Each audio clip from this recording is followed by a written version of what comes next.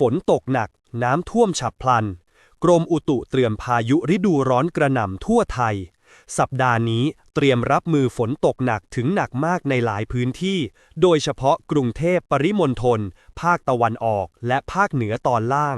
เหตุจากพายุที่ก่อตัวในทะเลจีนใต้และอิทธิพลมรสุมตะวันตกเฉียงใต้กำลังแรงเสี่ยงน้ำท่วมฉับพลันน้ำป่าไหลหลากโดยขณะนี้มี 13 จังหวัดที่ได้รับผลกระทบแล้วอย่าประมาทเช็คพิกัดเสี่ยงภัยวางแผนเดินทางและติดตามข่าวพยากรณ์อากาศอย่างใกล้ชิดแล้วคุณล่ะเตรียมพร้อมรับมือกับพายุฤดูร้อนนี้อย่างไรบ้างแชร์ประสบการณ์กันได้เลยอย่าลืมกดติดตามเพื่อไม่พลาดทุกข่าวสารสำคัญ